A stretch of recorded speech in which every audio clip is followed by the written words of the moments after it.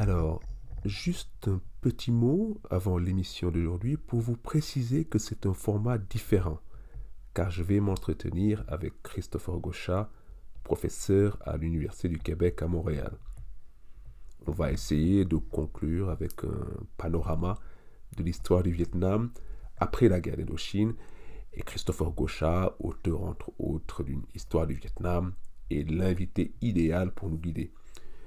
Juste une chose avant de vous proposer l'émission, la qualité du son n'est pas toujours optimale dans l'épisode car j'ai eu quelques soucis techniques. Je m'en excuse platement. Cependant, on entend bien Christopher Gauchat et j'espère que vous aurez autant de plaisir à l'écouter que j'ai eu à m'entretenir avec lui. Tout de suite donc, entretien avec Christopher Gauchat.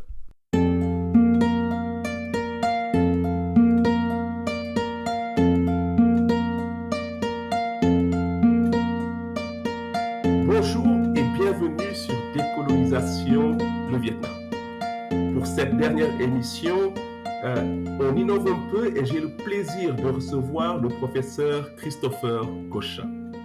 Les habitués du podcast reconnaîtront bien ce nom parce que j'ai amplement cité les travaux de Christopher Gauchat dans les épisodes précédents. Il nous a aidé à comprendre, par exemple, le quadripartisme de Pignon, comment Bao Dai était différent des autres rois coloniaux, ou encore l'impact de la bataille de Dien Bien Phu sur l'armée et les habitants de la RDVN. L'épisode 20 du podcast porte même le titre d'un de ses ouvrages, Vietnam, un État né de la guerre. Christopher Gauchat est l'auteur de plusieurs ouvrages sur l'histoire des pays de l'Indochine, dont le dernier, The Road to Dien Bien Phu, vient de paraître en anglais.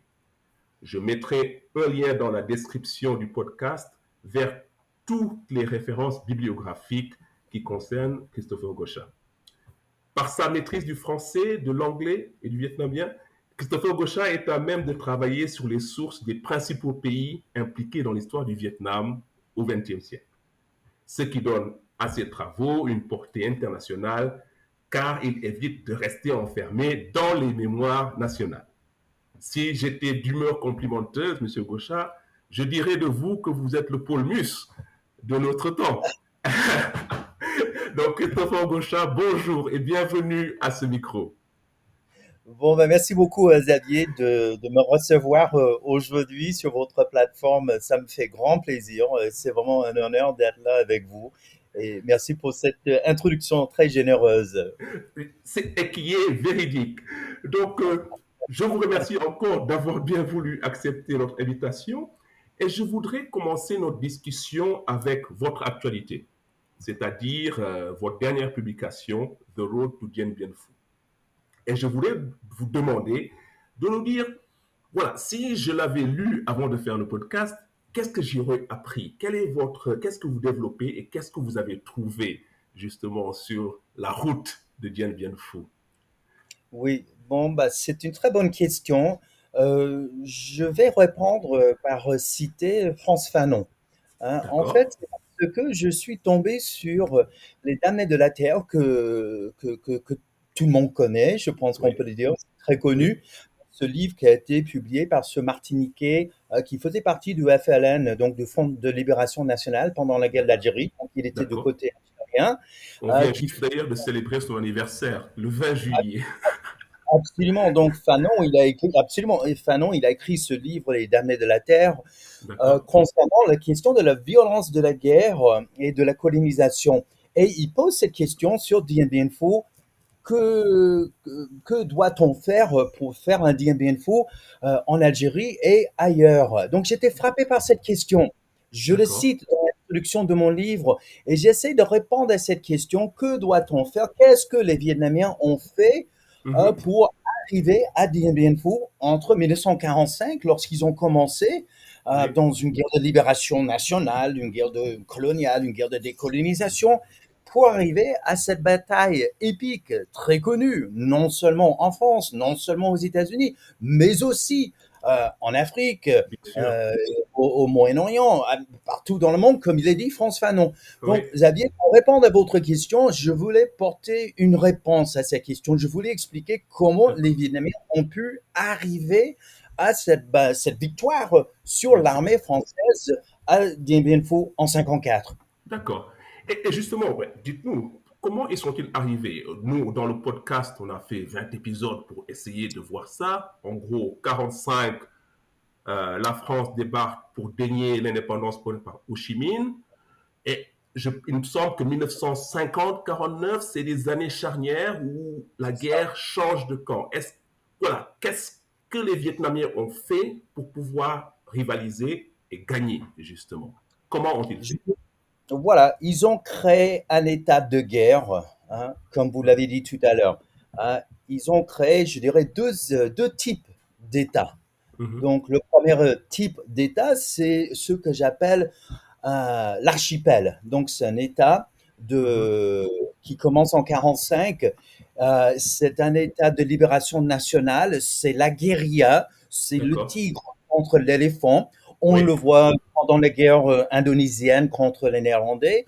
On le d'accord. voit chez les Algériens contre les Français, n'est-ce pas, entre 54 et 62. Et Mhm. on le voit au Vietnam. Donc, c'est un État de guérilla, si vous voulez. Donc, le faible face au fort, mais cet État est éclaté. Hein, donc D'accord. l'État n'est pas centralisé. Donc Oui, on le voit bien au Vietnam, comme vous l'avez déjà vu dans vos podcasts précédents.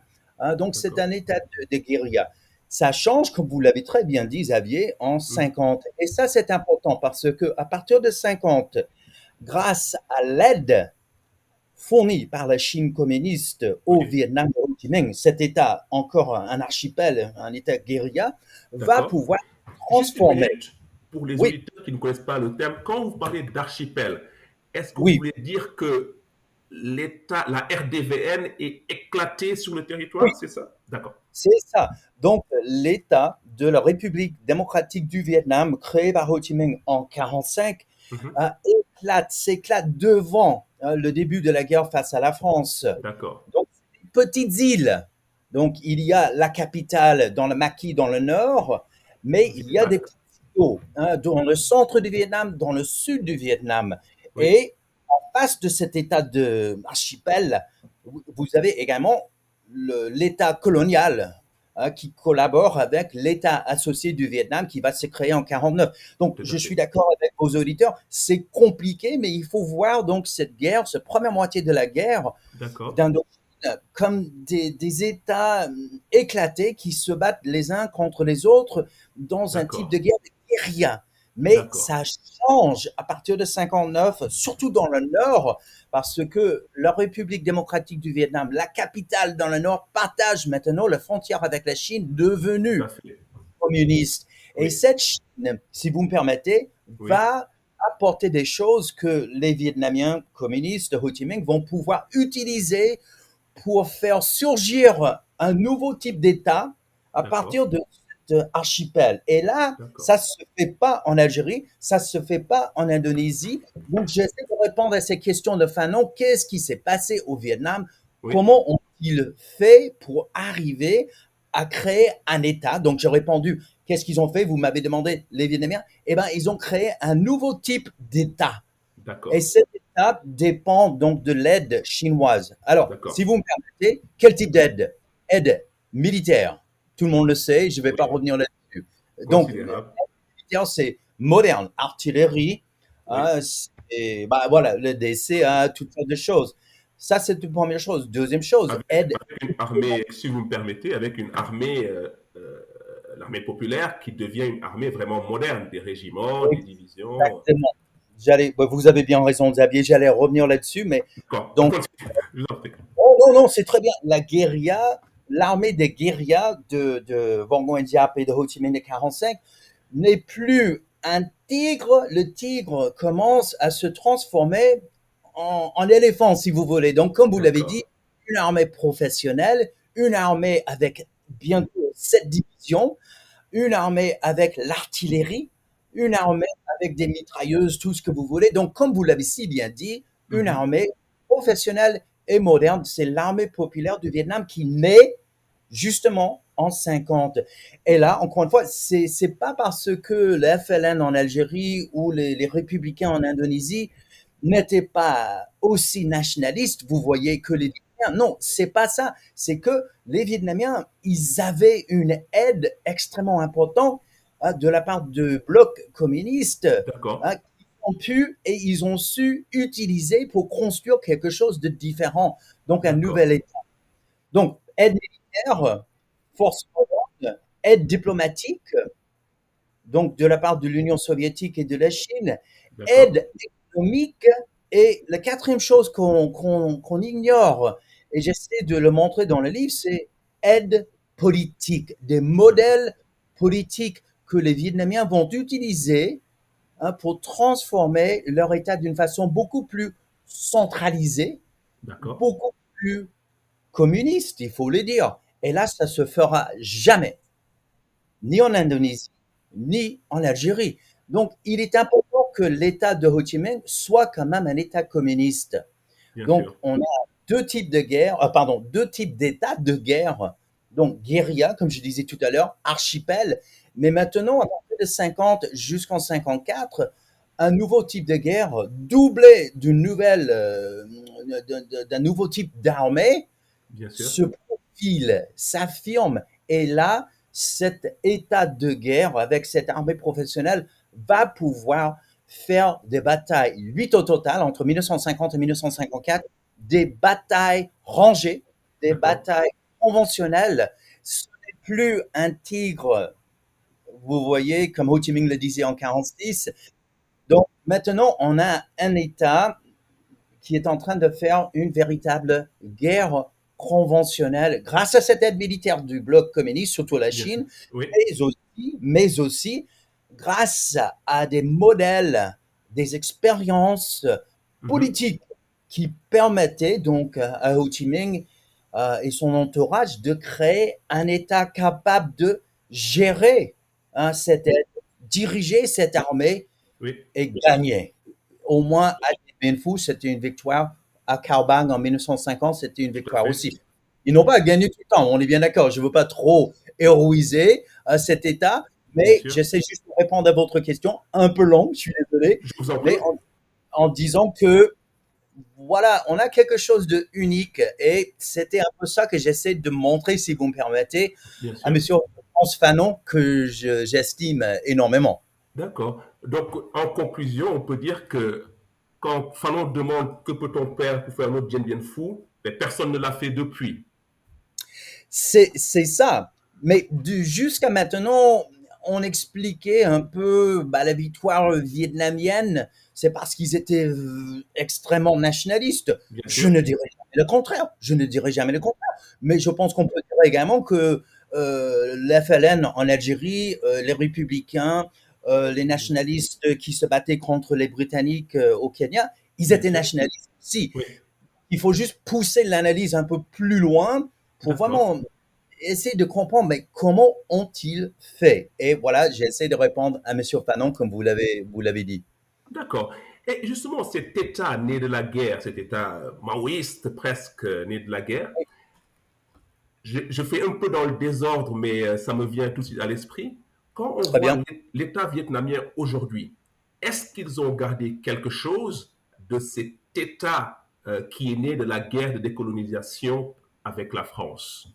Certainement, oui, votre question, elle est excellente. Certainement, pendant la guerre contre les Américains, qui commence évidemment plus ou moins après la guerre française, disons à la fin des années 50 ou avec l'arrivée des troupes américaines en 65. Oui, Mais il est vrai que les communistes vietnamiens vont s'appuyer sur cette guerre née, pardon, sur cet État né de la guerre pour faire la guerre contre les Américains. d'accord. Donc là, il y a pas de doute. Je peux vous donner des exemples si vous le souhaitez. D'accord. Excellent. Et si on pousse donc aujourd'hui, encore en 2022, est-ce que cet État a complètement changé dans sa structure ou est-ce que les grandes structures sont toujours les mêmes? Voilà, je dirais qu'aujourd'hui, un peu comme en Chine, D'accord. les structures autoritaires communistes donc qui ont été forgées pendant la guerre, tant au Vietnam contre les Français qu'en Chine pendant la guerre civile contre Chiang Kai-shek et contre les Japonais. Cet D'accord. État, ces deux États Mhm. autoritaires restent vivants aujourd'hui D'accord. politiquement. Ce qui a changé, bien entendu, c'est un peu le contenu quand même maoïste, cette volonté communiste à la Mao, c'est-à-dire vraiment de D'accord. contrôler les paysans et d'aller vers la collectivisation Bien dans les sûr. campagnes. Ils ont laissé tomber cela en Chine, comme vous le savez bien, après la mort de Mao, à la fin du XXe siècle, et les D'accord. Vietnamiens plus Oui. ou moins en même temps. En même temps. D'accord. Et pour ce livre, vous avez dû, c'est une question qui m'est venue quand je préparais aujourd'hui, en fait. Je me suis dit, Oui, mais vous avez dû aller faire des recherches au Vietnam, oui, n'est-ce j'ai pas? fait des recherches. Comment ça se passe quand on fait des recherches dans un État comme le Vietnam? Est-ce qu'on a accès à tout? Moi, je suis pas professeur d'histoire, je ne sais pas comment ça se passe. Est-ce que quand vous y allez, on vous ouvre toutes les portes? Et est-ce que il y a encore des archives auxquelles vous n'avez pas pu accéder, par exemple? Oui, les archives sont disponibles au Vietnam. Les archives sont ouvertes. Quand je faisais au début mes recherches pour ce qui est devenu ce livre, j'ai pas pu consulter les archives numéro 3 qui portent sur la guerre d'Indochine. D'accord? Donc ces archives numéro 3 pour mes auditeurs, nos auditeurs, Oui, se trouve à Hanoï. Et là, c'est vraiment la République démocratique du Vietnam en guerre contre la France entre 1945 et 1954-55. C'est d'accord, dans cet archive numéro 3. Alors, je d'accord, suis allé deux fois. Il est vrai que j'avais un mois pour faire des recherches et c'était pas assez pour avoir des dérogations pour consulter. D'autres chercheurs ont eu un accès et un d'accord, accès remarquable. Donc, on peut pas dire que les archives sont fermées. Il est vrai que vous ne pouvez pas forcément regarder tout ce que vous voulez voir. Donc, il y a d'accord, un certain contrôle. Mais Xavier, c'est clair que on peut faire des choses intéressantes dans les archives.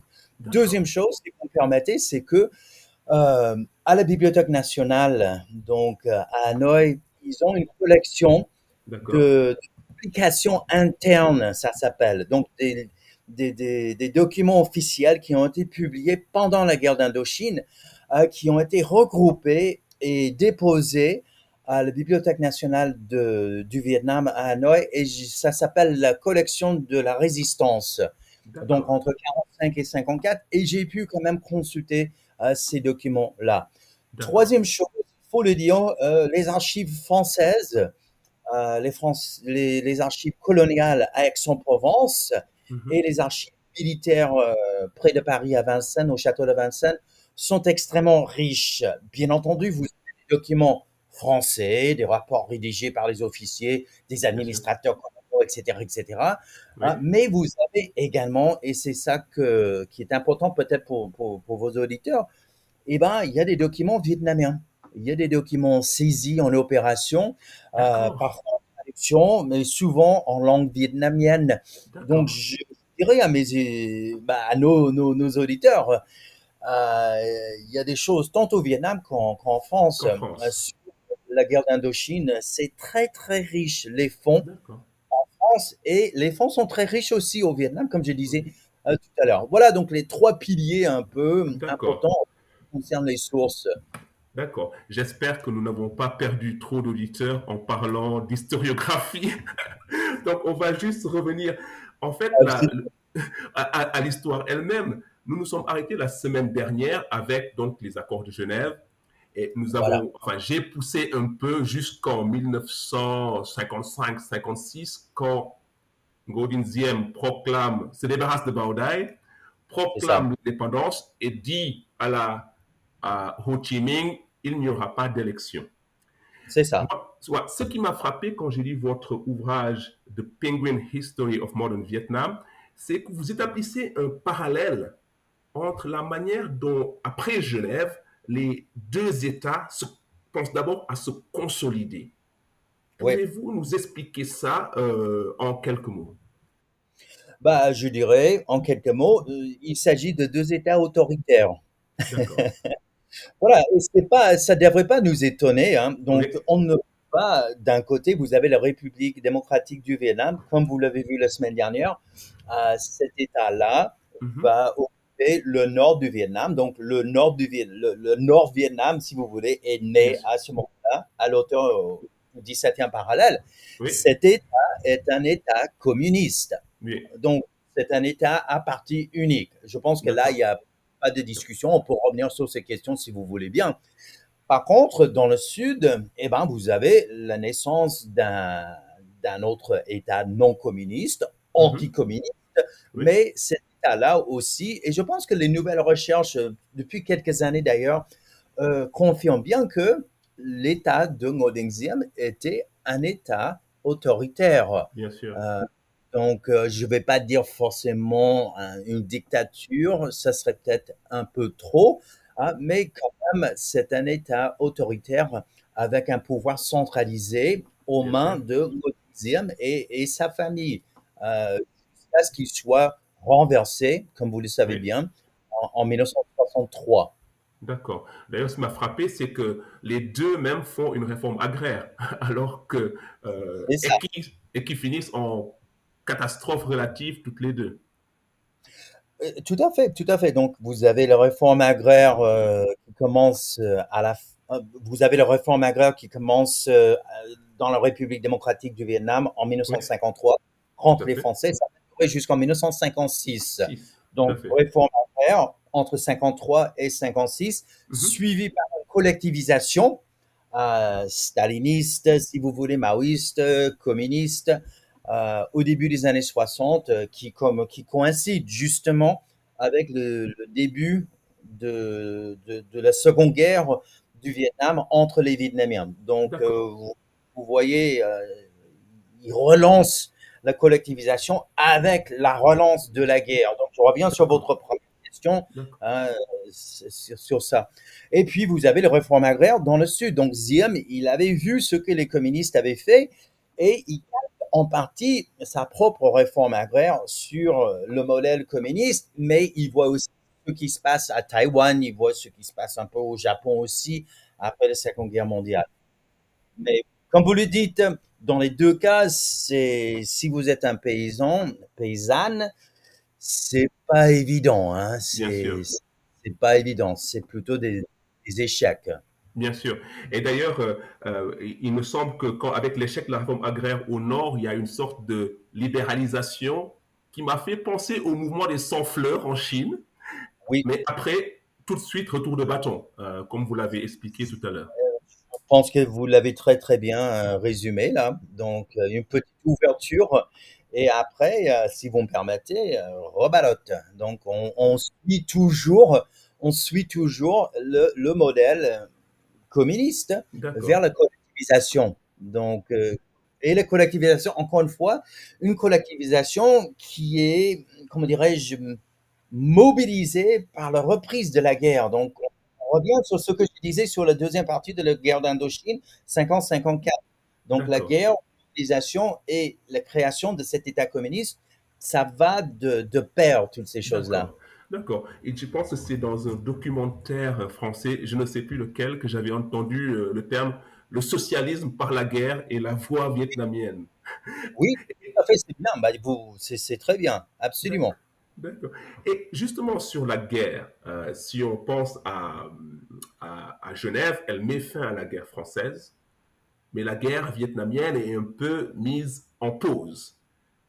Comment est-ce que le Nord, et pourquoi, pouvez nous expliquer comment ils en viennent à reprendre les armes pour essayer de réunifier le pays par la force? Première chose, il n'y a pas eu d'élection comme vous l'avez vu la semaine dernière. D'accord. Donc, pendant la conférence de Genève, une déclaration a été faite selon laquelle il devait y avoir des élections en 1956. Bien sûr. Ni Ngo Dinh Diem, ni les Américains ne voulaient organiser ces élections. Mhm. Donc, le pari de Ho Chi Minh à Genève, comment dirais-je, n'a pas marché. Le pari, c'est quoi? qu'on allait unifier le Vietnam par la voie politique. Et il voit donc en 1956 qu'il n'y aura pas de solution politique et il est fort possible, deuxième chose, que le Vietnam reste divisé à l'auteur du 17e parallèle, de même que le Corée était divisé D'accord. à la fin de la Seconde Guerre mondiale. Bien sûr. Et là, C'est une bah, question, allez-y. Hein. excusez-moi de vous interrompre. Genève est très intéressante parce que vous avez bien expliqué dans vos ouvrages que la RDVN avait de réelles faiblesses qui ont fait qu'ils ont accepté la partition.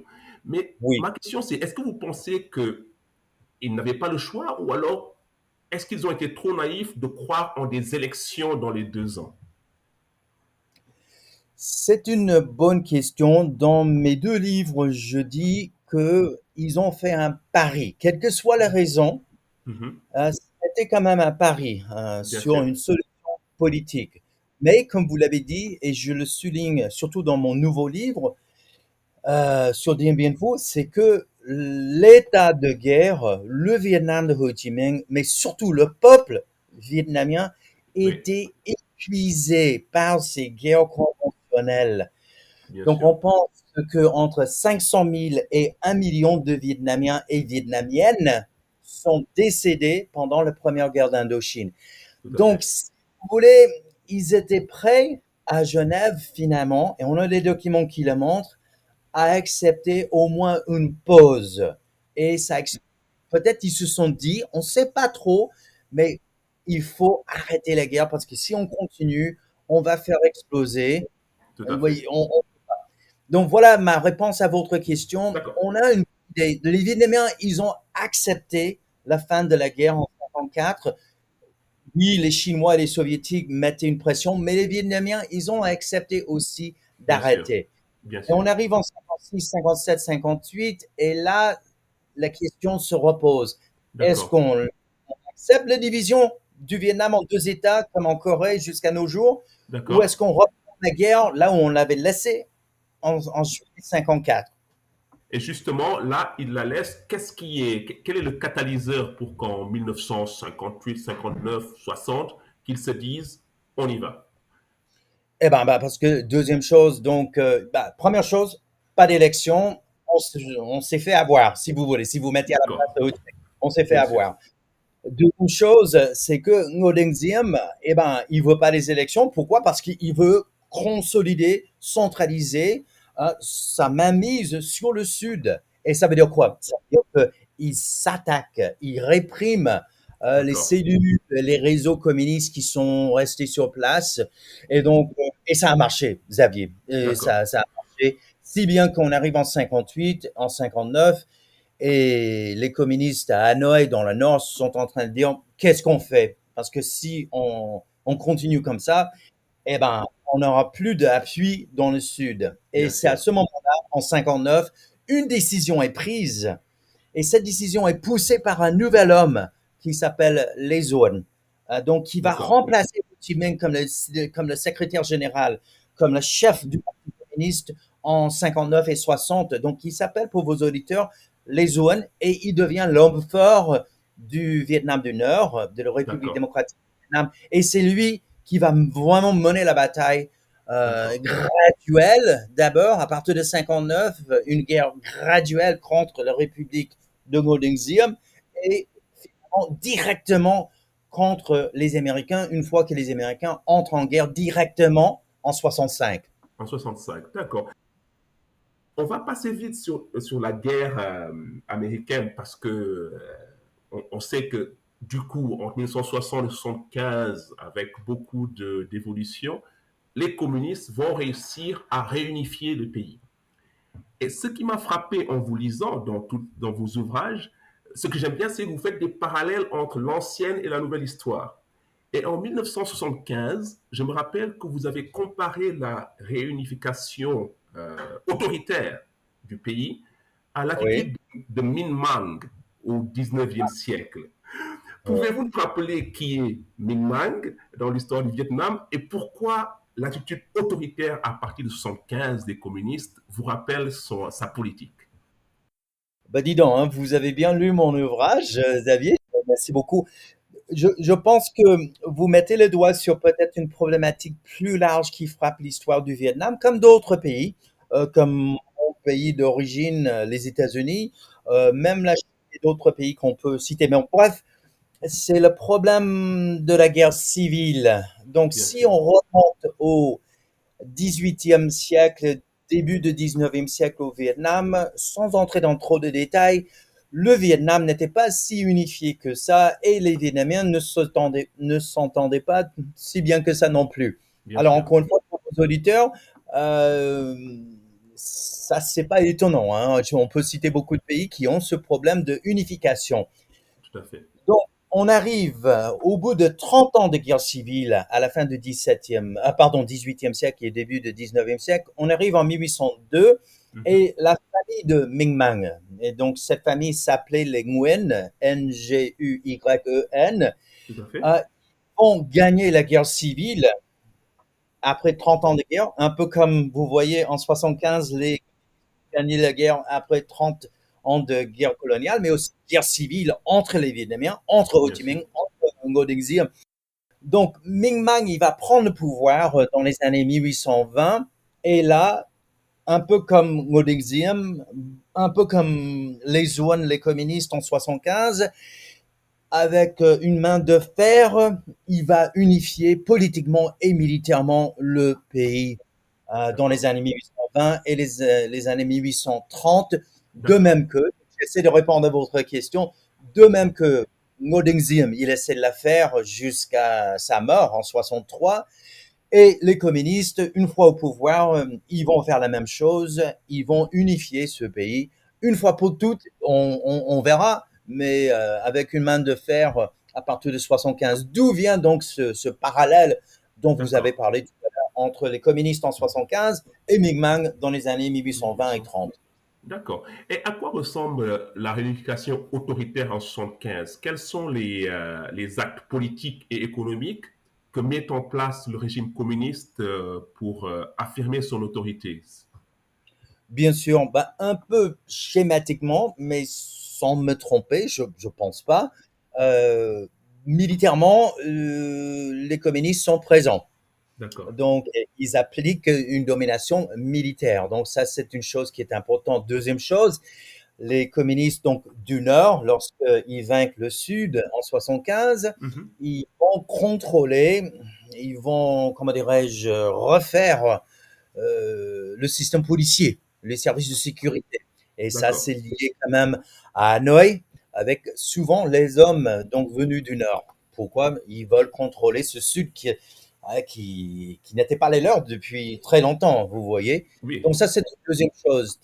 Troisième chose, eh ben, ils vont finir par appliquer quand même une réforme et une collectivisation économique, une réforme agraire, une collectivisation un peu staliniste à la fin des d'accord. années 60, au début des années 80. C'est peut-être catastrophique lorsqu'on arrive au début des années 80, mais c'était un moyen de contrôle. C'était un D'accord. moyen de contrôle, c'est un moyen de, comment dirais-je, de rendre homogène ce Sud qui était quand même assez capitaliste avant Bien sûr. 60. Voilà donc trois exemples, un D'accord. militaire, économique, mais même l'enseignement va changer. Je peux vous donner d'autres exemples. D'accord. Donc, en gros, ils arrivent et c'est plan quinquennal, et Ouais, c'est ouais, soviétisation. D'accord. Il me semble par contre que cette politique en 75 et disons 1980 est un échec parce que c'est l'époque où il y a les boat people qui font la une des genoux du monde entier et que donc euh, cette période de réunification, est-ce qu'elle se solde par, enfin, je pense aussi à la troisième guerre d'Indochine. Qu'est-ce qui se passe pour que ça échoue? Voilà. Pourquoi les communistes vietnamiens échouent entre 1975 et disons 1985? bien sûr. Bah, je pense que contexte international défavorable. Donc ça, c'est une première chose. Le Vietnam, le Vietnam reste isolé au niveau diplomatique après 75.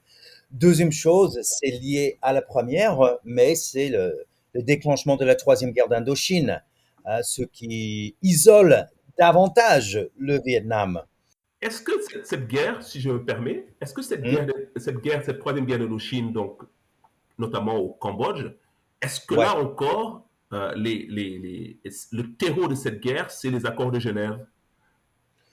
Vous voulez dire quoi exactement? Je veux dire qu'au Cambodge, par exemple, après Genève, donc Oui, les Vietnamiens se retirent et oui. les communistes cambodgiens sont obligés un peu de se débrouiller par eux-mêmes. Est-ce qu'il n'y a pas là, après 1975, les communistes reviennent en disant, camarades, nous revenons, mais les communistes cambodgiens sont Mhm. défiants.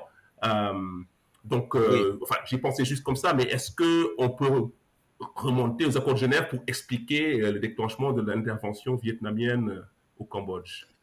Bah, je pense que les dirigeants des Khmers rouges, donc les communistes cambodgiens, qui vont s'affirmer après 54, Mhm. ils peuvent remercier ceux qui ont fait les accords de Genève, en quelque D'accord, sorte. Pourquoi?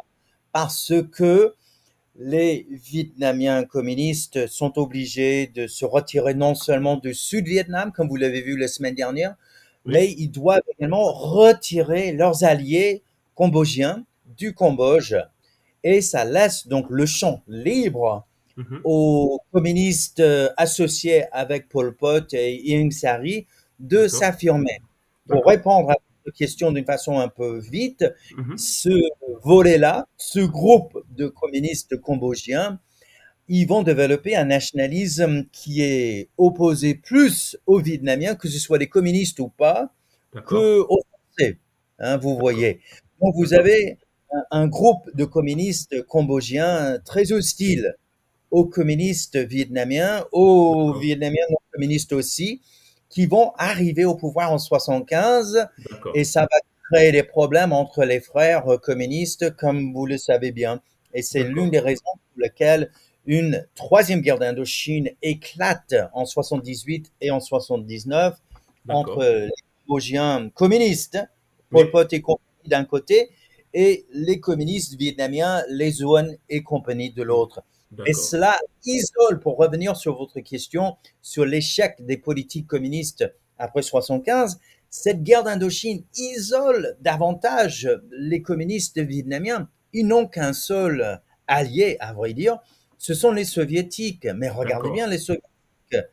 Et ben là, ils sont en train, avec l'arrivée au pouvoir de Gorbatchev en 85, Gorbatchev va changer le système politique, bien entendu, mais bien sûr. économique. Et n'oubliez D'ac- pas non plus que Deng Xiaoping, qui remplace Mao Zedong en Chine, il est hostile aux communistes vietnamiens, mais il change de politique économique en Chine également.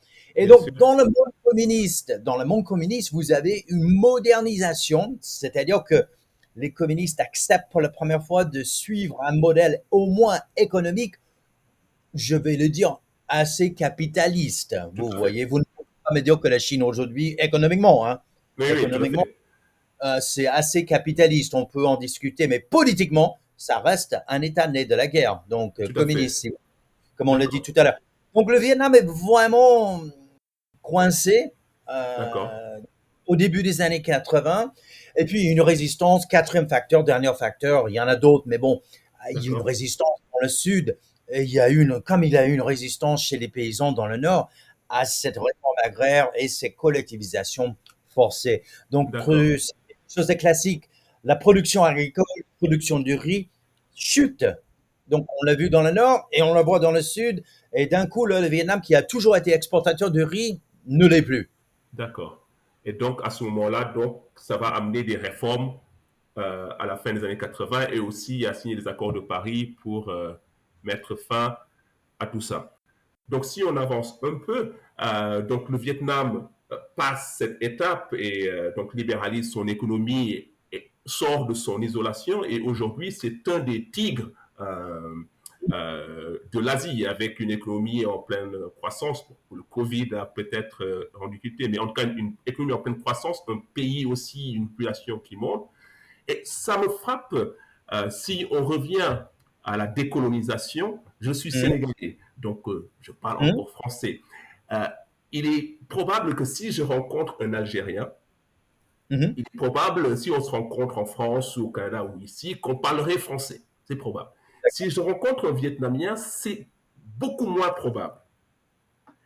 Donc, si on parle de décolonisation, parce que vous avez travaillé sur ces sujets-là aussi, est-ce que cette différence entre le Sénégal, l'Algérie et le Vietnam, par exemple, ça vient de la colonisation ou de la manière dont on s'est décolonisé, justement?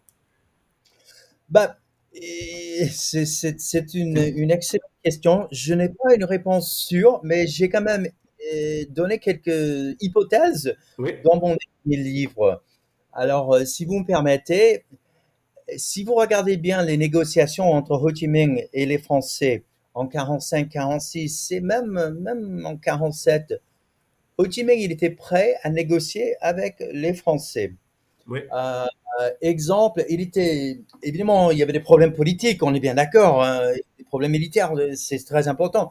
Mais ce qui est très intéressant, c'est que il était prêt à laisser les Français, comment dirais-je, enseigner, utiliser le modèle français, les lycées euh, et la langue française dans l'enseignement au Vietnam. Euh, mais la France refuse les négociations, c'est la guerre de colonisation. Mais je avance l'hypothèse, c'est que ça aurait pu être différent si la France avait accepté de négocier davantage avec le Vietnam, reconnaître la décolonisation, une indépendance, même dans 5 ans, pourquoi pas même dans 10 ans, mais la France a dit mhm, non.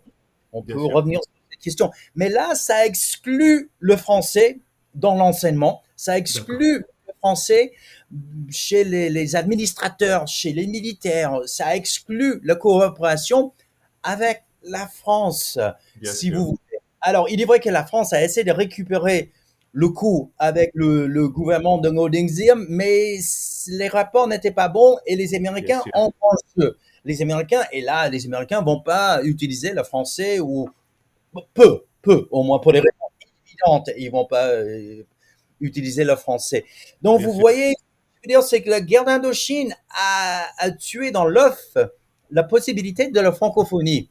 bien sûr. Donc, pour répondre à votre question, si la France n'avait pas fait la guerre à Ho Chi Minh, il est possible que vous, en tant que Sénégalais, si j'ai bien compris, auriez pu jusqu'à nos jours échanger en français avec un Vietnamien, si vous voulez. Ça, c'est une D'accord. réponse à votre question un peu provocatrice.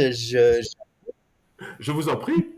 Mais l'autre chose, deuxième chose, c'est que en faisant la guerre, ça a obligé les Vietnamiens de vietnamiser cet état de guerre dont je vous ai parlé tout à l'heure. Mais Tout à par fait. la langue, c'était plus possible d'utiliser le français. Pourquoi?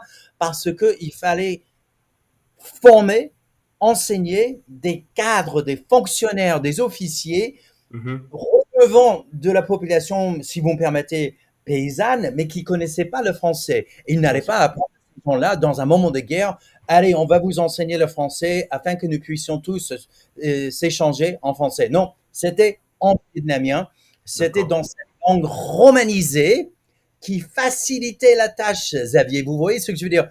Donc D'accord. là, les Vietnamiens, ils pouvaient remercier les Français d'avoir romanisé le vietnamien, ce qui facilitait l'utilisation du Bien sûr. vietnamien, à la différence de la guerre d'Algérie, je dirais. Vous Oui. voyez, donc là, deux fois, c'est deux coups contre, deux coups vraiment durs contre le français. Et Bien bien sûr. sûr, troisième chose, on arrive dans les années 80, on est en Asie, Bien je sûr. suis désolé. En Asie, vous avez le développement économique du Japon, vous avez le développement économique déjà de la Corée du Sud, de Singapour, j'en passe, l'Asie du Sud-Est non communiste, tout se passait en anglais. Tout à fait.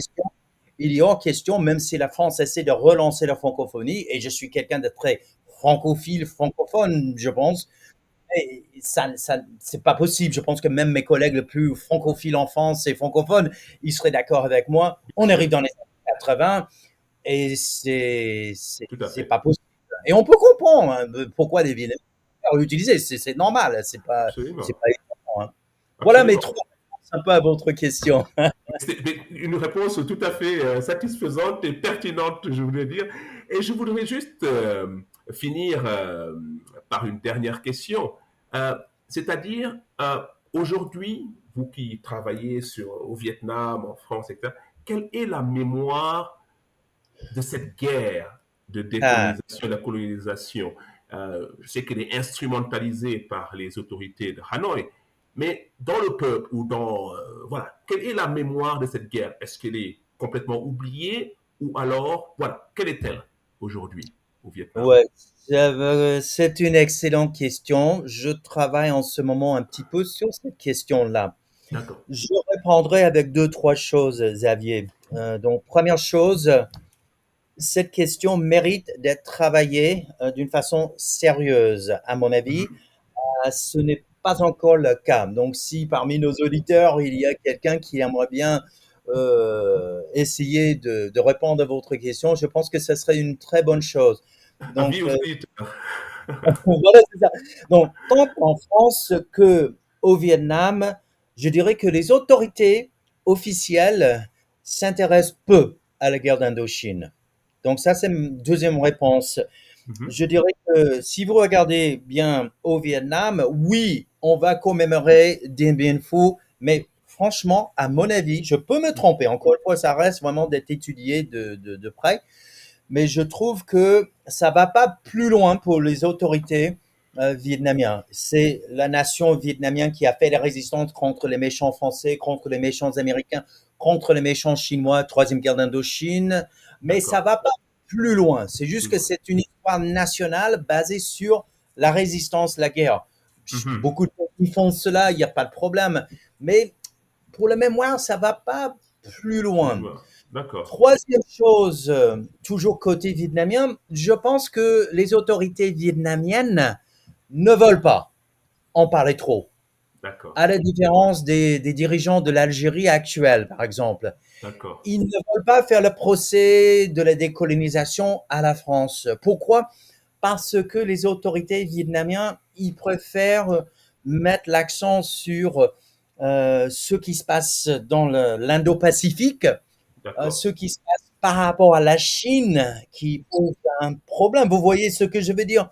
Bien sûr. Ils ont besoin, en quelque sorte, des Américains. Ils ont besoin des Français aussi pour les questions économiques, Tout mais à aussi fait. peut-être pour les questions, sans doute, des achats Sécurité. militaires, renseignements. Donc, vous voyez, vous avez un contexte différent qui explique pourquoi les autorités vietnamiennes, ils ne veulent pas causer trop de problèmes, ni avec les Américains, ni avec les Français, en D'accord. parlant de millions de morts.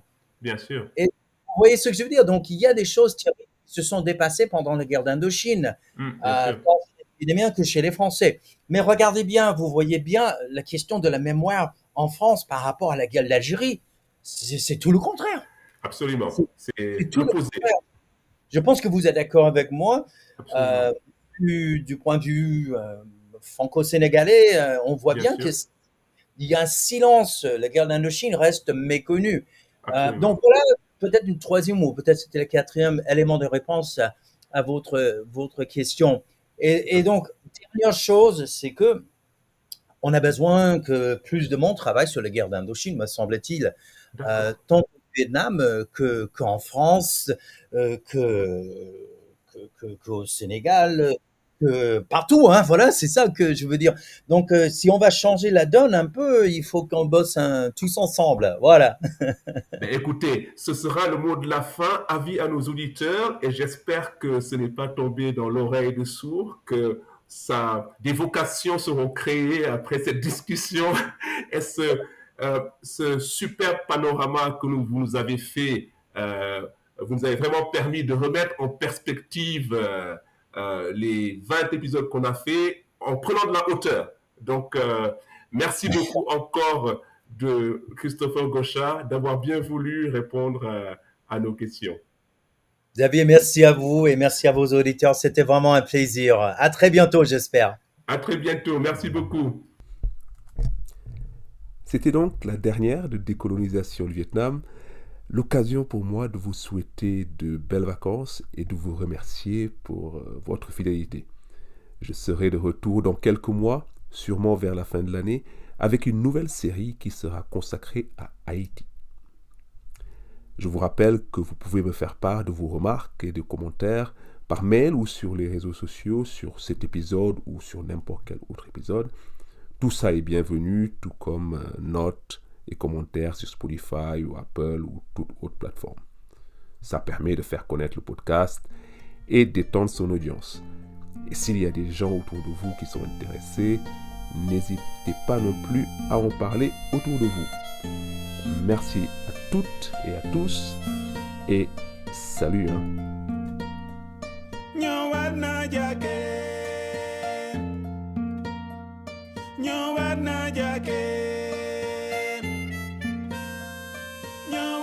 Jake.